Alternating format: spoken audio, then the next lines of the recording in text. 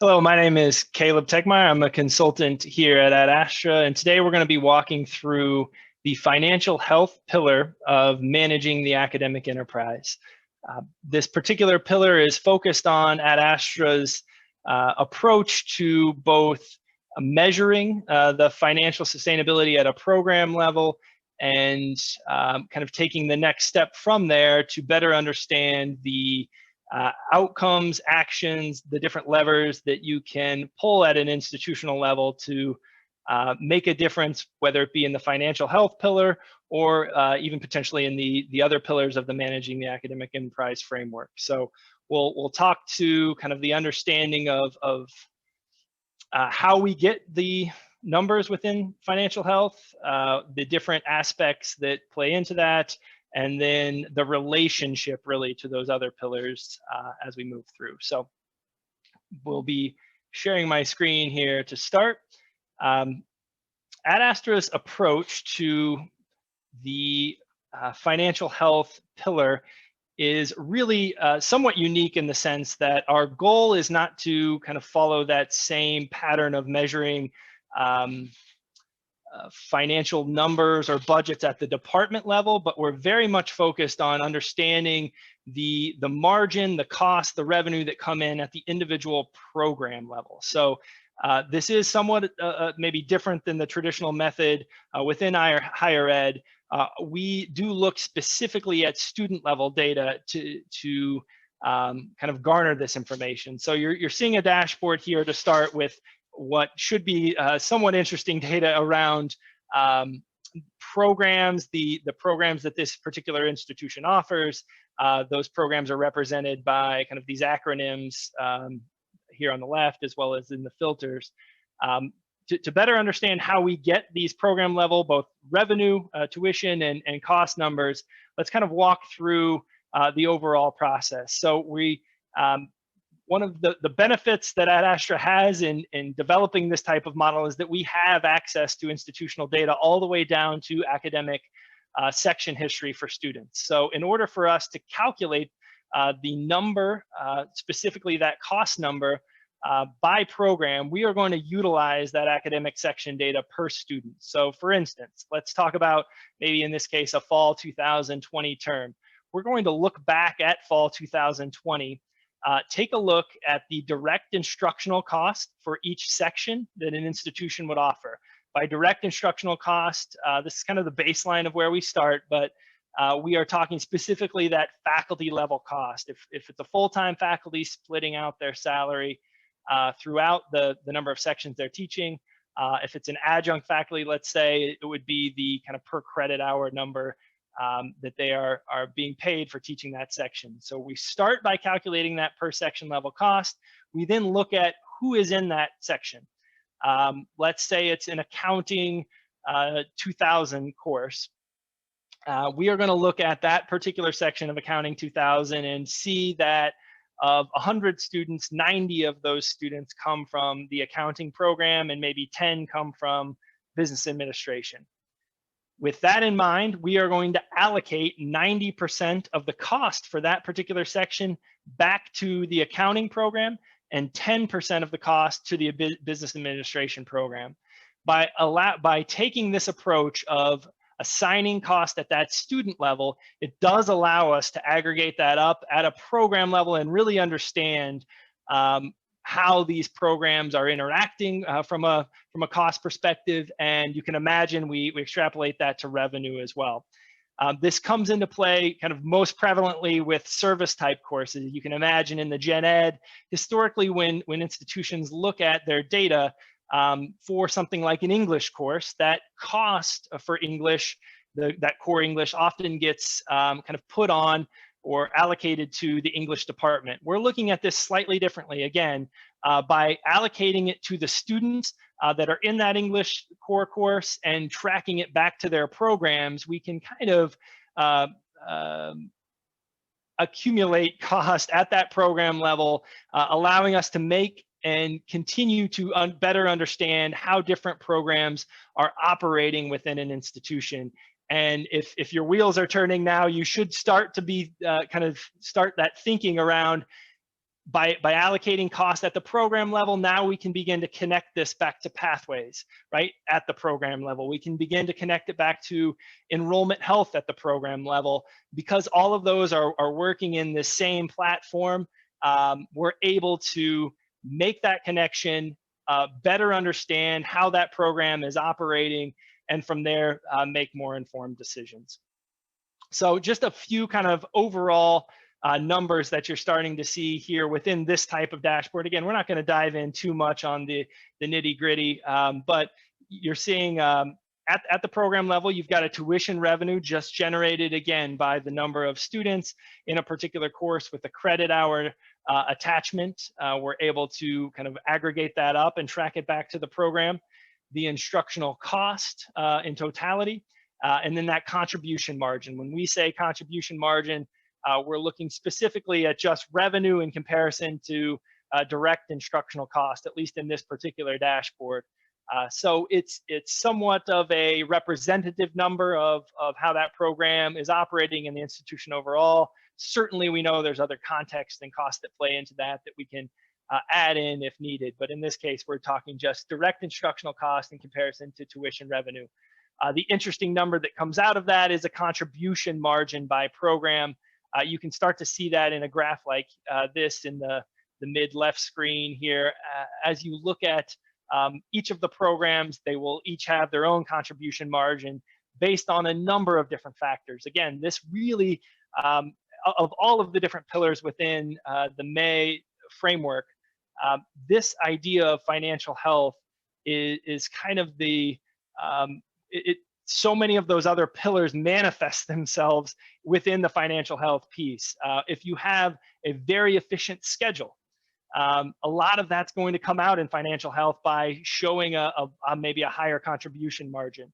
On the opposite side, if you have a lot of choice within your pathways that maybe are not necessarily filling quite as well, and you're spreading a lot of your demand out, or maybe if you have a smaller program, it makes it a lot tougher to create a contribution margin that is high or maybe even in the black. You will see some kind of losing money. So our goal here is just to be able to report on a lot of this data, show it, whether it be at the program level, as you're seeing here. You can start to get into instructional cost, into revenue, some graphing on that.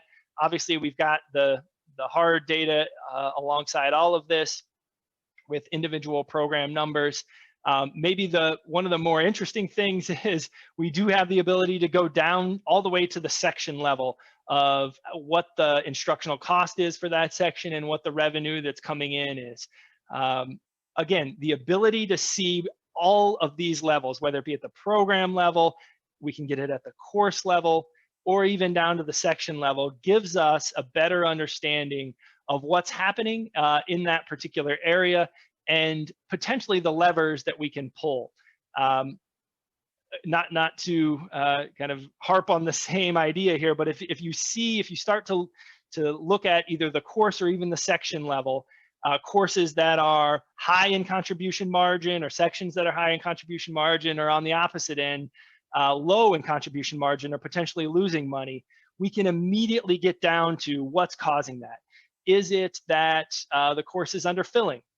If it's filling at, let's say, 40% of its cap with 11 students, but we've got a 40 seat cap out there, now we have some place to point to as to what do we need to fix. This particular section or this course is underfilling. How do we help bolster that course to help it fill better? Is it a matter of schedule refinement where we need to be rotating it term over term rather than offering it every term?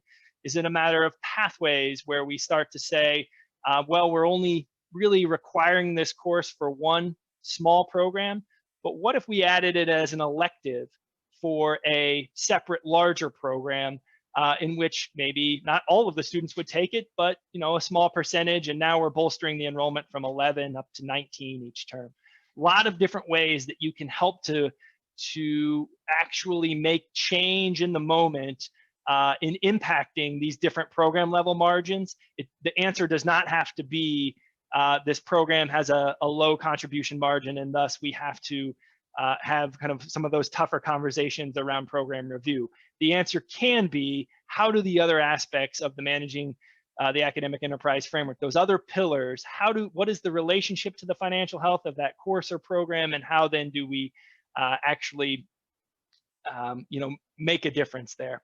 You can start to see as well as we pop out here. I'm going to transfer into an Excel model similar to that dashboard that I just showed, but this is kind of an example of the different ways that Ad Astra can tie, and that we believe you should be tying this type of financial information to student success, graduation rates, retention rates, pathway design. All of that plays into this. So for example, here we're looking at a computer information technology, a cybersecurity program for our at Astra University. We like to be able to pull all of this information in. You can start to see how it impacts each other. So in this case, you're seeing a CIS program, 28 total students. You see in comparison to our university number, this is a relatively small university. The average number in total students in a program is 16. So this particular program is maybe larger than normal. The cost is also a little bit higher, just slightly higher than the average program at the particular institution. Maybe not surprisingly, being a cybersecurity program, there may be some specific faculty needs that create a little bit higher direct instructional cost from the average program at an institution. With that, you can also see the revenue from fees. There's some extra revenue that's coming in because we're charging fees for a particular course, and the tuition revenue. With those paired together and really the number of students, we end up with a total program revenue of $143,000 in comparison to the direct instructional cost of $84,000.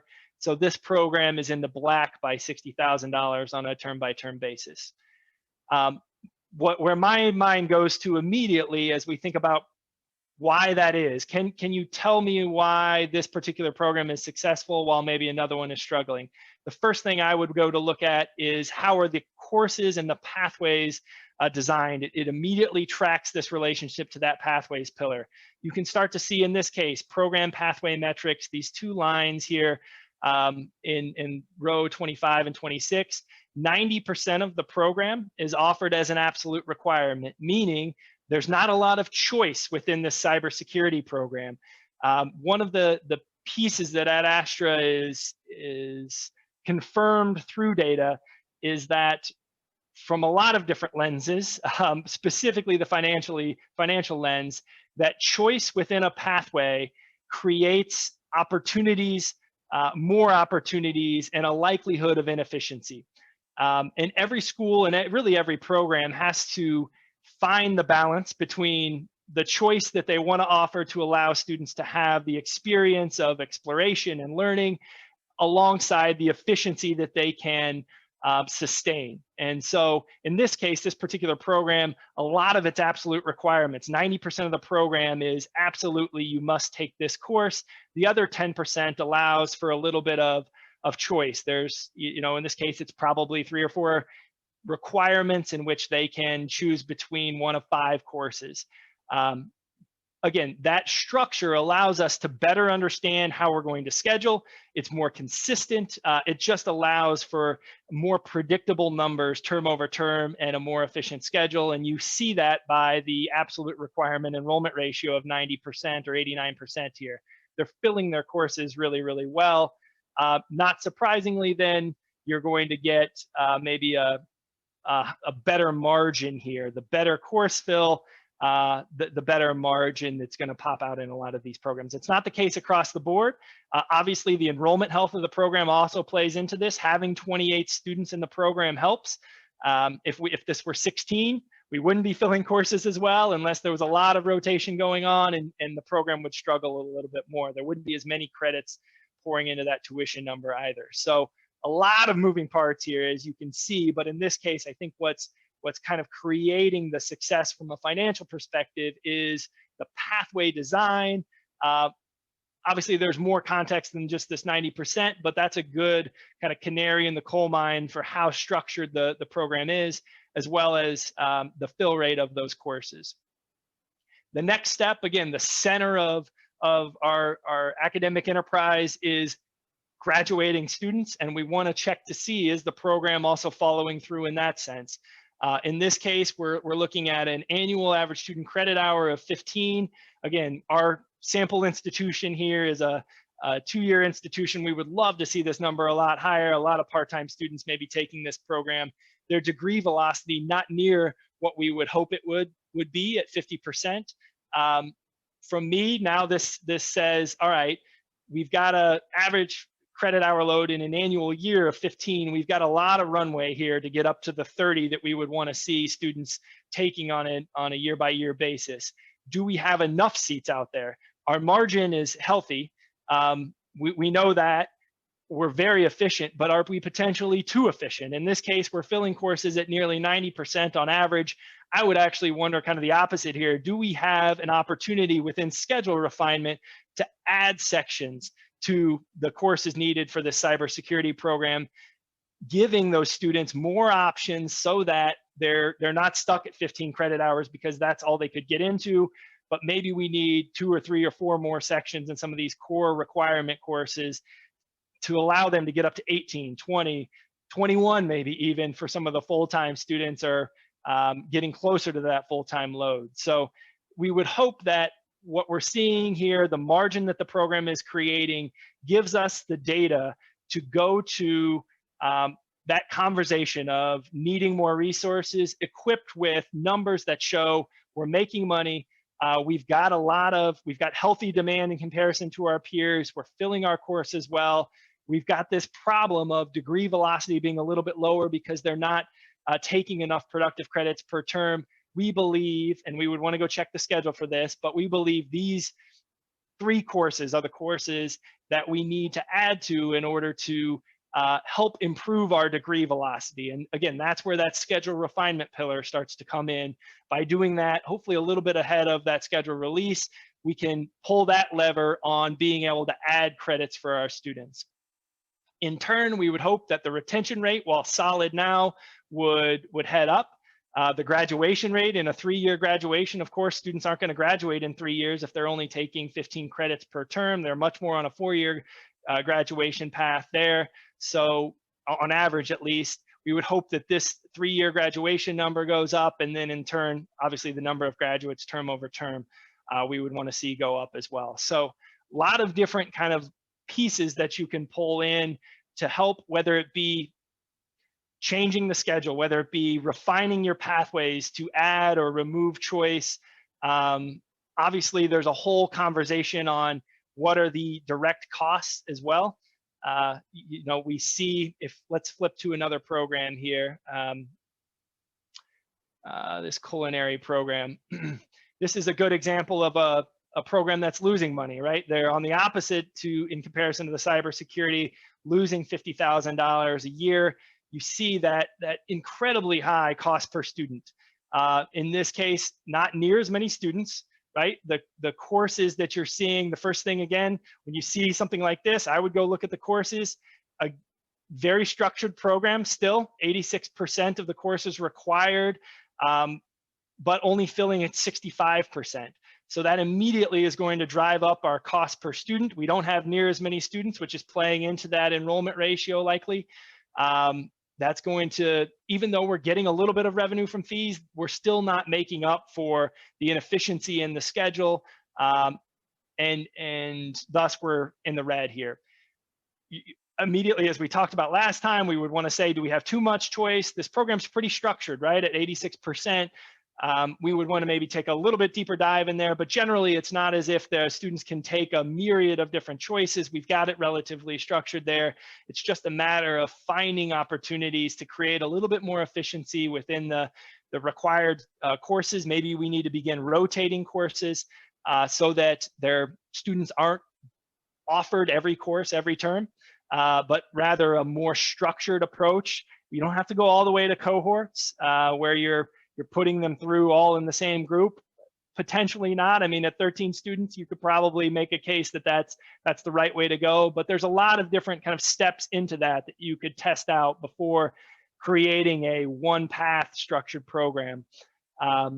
Nonetheless, this data, by looking at it not just in a single pillar of schedule refinement or pathways or financial health, but by pulling some of this together and really understanding the relationship between the two, we can see how metrics like the margin of the program can lead us to separate decisions down the line. And in the end, we hope that your ability to see this data, start to make changes to optimize for the student so that we can have that balance of efficiency and sustainability next to the access of the courses, gets them onto a completion path that not only that they want, but also that the institution can support, right? Because we know it'd be awesome if we could offer all of these courses at all these different times, but it's not realistic with 13 students that we can actually support that. So it's finding that balance, which then